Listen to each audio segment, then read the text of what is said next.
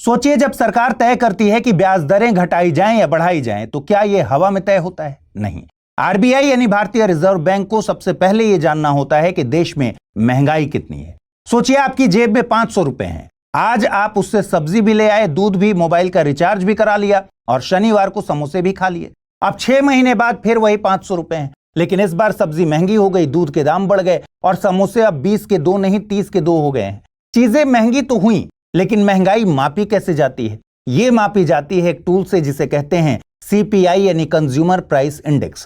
यानी सीपीआई वो थर्मामीटर है जो आपकी जेब का तापमान बताता है। सीपीआई एक ऐसा थैला है जिसमें उन सभी चीजों की लिस्ट होती है जिन्हें एक औसत भारतीय रोज खरीदता है, जैसे आटा, दाल, चावल, दूध, सब्जी, बिजली, पानी, गैस, मोबाइल रिचार्ज, दवाई, बस का टिकट, एटसेट्रा एटसेट्रा।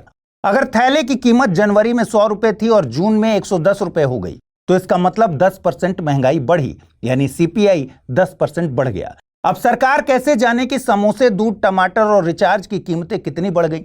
दरअसल सरकार इस थैले की कीमत हर महीने नापती है। अब जब सीपीआई बहुत बढ़ जाता है, मतलब महंगाई बहुत तेज है, तो आरबीआई सोचेगा अब ब्याज दर बढ़ानी होगी, वरना लोग उधार लेकर और खर्च करेंगे। महंगाई और बढ़ेगी तो आरबीआई बैंक लोन महंगे कर देता है, ईएमआई बढ़ जाती है, लोग कम खर्च करते हैं और फिर सीपीआई नीचे आने लगता है।